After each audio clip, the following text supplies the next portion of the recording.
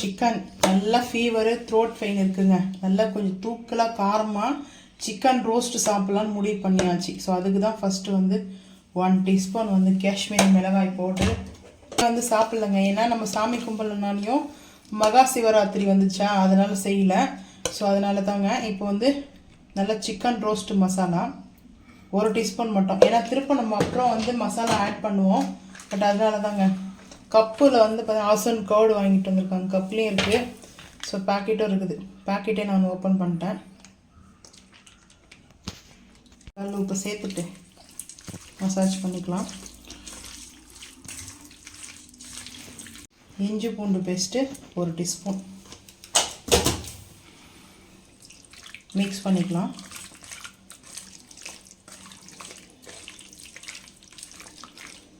Chicken roast பண்ணியும் சேர்க்கலாம். ஆனால் மசாலா வந்து ஆட் பண்ணிவிட்டு ஒரு 1/2 அன் ஹவர் மேரினேட் பண்ணிவிட்டு செய்யுங்க. அப்போ தாங்க நல்லாயிருக்கும் இந்த சிக்கன்லாம் வந்துட்டு.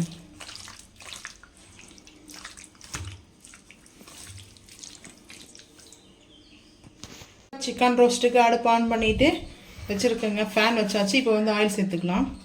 ஆயில் வந்து கொஞ்சம் கூட தான் சேர்த்துக்கேன். ஏன்னா சிக்கன் வந்து சேர்த்துக்கிறதுனால கொஞ்சம் ரோஸ்ட்டு.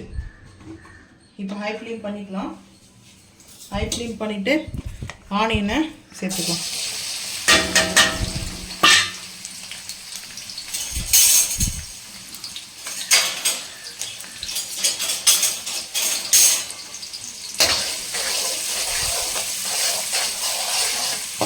ஆனியன் நல்லா வந்து வதங்கட்டுங்க. வதங்கினோட பார்த்துக்கலாம்.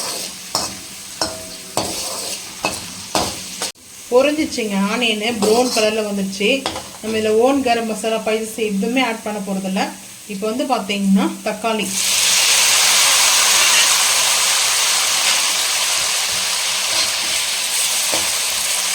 சேர்த்தாச்சு. சேர்த்துட்டு ரம்பா லீஃபு சேர்த்துட்டு நல்லா வதங்கட்டுங்க. வதங்க கூடவே நான் என்ன சேர்த்தேன்னா கொஞ்சமாக வந்துட்டு இஞ்சி பூண்டு பேஸ்ட்டு நம்ம சேர்த்துருக்கு. இப்போ ஒரு 1/2 டீஸ்பூனுக்கு ஹை ஃப்ளேம் பண்ணிடலாங்க. இஞ்சி பூண்டு பேஸ்ட்டு சேர்த்துருக்கேன். 1 டீஸ்பூன் எடுத்துருக்கேன். ஏன்னா கொஞ்சம் நல்லா அந்த நான்வெஜ்ஜில் இஞ்சி பூண்டு பேஸ்ட்டெல்லாம் வந்து ஆட் பண்ணவும் நல்லா தான் இருக்கும். ஸோ இப்போது நல்லா வதங்கட்டுங்க. இஞ்சி பூண்டு பேஸ்ட்டெல்லாம் வதங்கினதுக்கப்புறம் பார்த்துக்கலாம் வாங்க. கொஞ்சம் கல்லுப்பு சேர்த்துடலாம். ஆல்ரெடி சேர்த்துருக்கோம் சிக்கனில். கொஞ்சமாக ஒரு 2 பிஞ்ச் அளவுக்கு சேர்த்தாச்சு. வதங்கட்டும் பார்த்துக்கலாம். ஸ்பூன் வந்து காஷ்மீரி மிளகாய் பவுட்ரு ஆட் பண்ணிக்கிறேன். ஆட் பண்ணிவிட்டு சிக்கன் வந்து மேரினேட் பண்ணி வச்சுருந்தது ஆட் பண்ணிக்கலாங்க. ஒரு 1/2 டீஸ்பூன் வந்து சிக்கன் ரோஸ்ட் மசாலா. நல்லா ரெஸ்ட் வந்தீங்களா? மசாலா போட்டாச்சுங்க. சிக்கன் வந்து சேர்த்துக்கலாம்.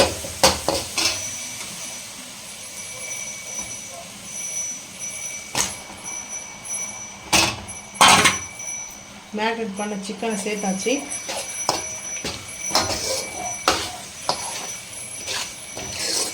நல்லா சிக்கன் வந்து பார்த்தீங்கன்னா அப்பப்போ மிக்ஸ் பண்ணிகிட்டே இருக்கணுங்க. நான் கொஞ்சம் ஆயில் சேர்த்துக்கிறேன் கூட. நீங்கள் ஆயில் வந்து கம்மி பண்ணிங்கன்னா கம்மி பண்ணிக்கங்க. அது உங்களோட விருப்பம் தான். அது ஆஃப் பண்ணிட்டு வந்துடுங்க போய்ட்டு.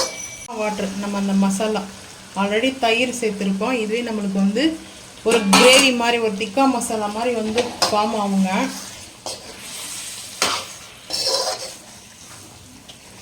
நான்வெஜ் சாப்பிட்டே எவ்வளோ நாள் ஆன மாதிரி இருக்குங்க. டாக்டர்கிட்ட போனதுக்கு கால்சியம் வந்து கம்மியாக இருக்குது அப்படின்னு சொன்னாங்க. சரி அதனாலே வந்து பார்த்திங்கன்னா டேப்லெட்டும் கொடுத்துருக்காங்க. நான் ஒரு ஷார்ட்ஸ் அப்டேட் பண்ணுறேன். ஸோ மெயினாக சிக்கன் வாங்கிட்டு வந்த ரீசனே அதுக்காக தாங்க. சிக்கன் வந்து சூப்பராக பண்ணி சாப்பிட்ணும். ஸோ இப்போ வந்து பார்த்திங்கன்னா அப்புறம் கேப் போட்டுக்கலாம். அப்பப்போ மிக்ஸ் பண்ணிகிட்டே இருக்கலாங்க. ஒரு 10 நிமிஷம் கழித்து பார்க்கலாம் வாங்க. தாபா ஸ்டைல் இருக்குது பாருங்கள். சூப்பராக இருக்கும். தாபா ஸ்டைல் மாதிரி நல்ல ஒரு சிக்கன் கிரேவி. இந்த கிரேவி வந்து எடுத்துகிட்டு கூட நீங்கள் இன்னும் அப்படியே ரோஸ்ட்டாக கூட பண்ணிக்கலாம். இந்த கிரேவி பாருங்கள் எவ்வளோ சூப்பராக நல்லா செவன்னு இருக்குது. இந்த அளவுக்கு திக்காக இருக்கணும் கிரேவி. செம்மையாக இருக்கும். ஸோ இப்போ அப்படியே பிளேட்டிங் பார்த்துக்கலாம் வாங்க. ஏன்னா நம்மளுக்கு ஃபேஸ் கம்மியாக இருக்கிறதுனால கொஞ்சம் இப்படி எடுத்து வச்சுட்டு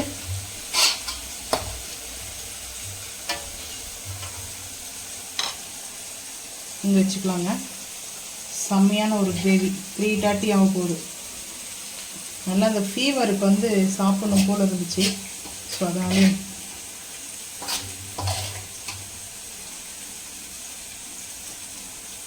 செம்ம கிரேவி. இந்த டேஸ்ட்டும் அந்த டெக்ஸ்சரும் செம்மையாக இருக்குங்க. பாருங்கள், இப்படி தான் இருக்கும் கிரேவி டெக்ஸ்சர்லாம். ஸோ இந்த மாதிரி கிரேவியோட சிக்கன் சாப்பிட்டு நான் எனக்கு எடுத்திருக்கேன். ஸோ அதுக்கப்புறம் சாப்பிட்டு ஃபைனலில் வந்து பார்த்தீங்கன்னா நல்லா இந்த பெப்பர் ரசமும் ஃபைனலில் வந்து அவ்வளோ சூப்பராக இருக்குங்க. அட்டகாசமாக இருக்கும்.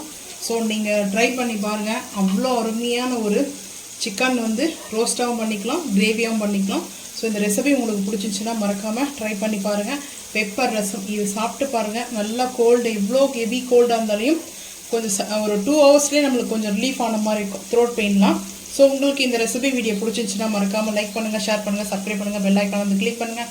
மறக்காமல் சேனல் வந்து ஃபாலோ பண்ணுங்கள். அப்போ தான் நம்ம போகிற வீடியோ உங்களுக்கு நோட்டிஃபிகேஷன் வரும். தேங்க்யூ.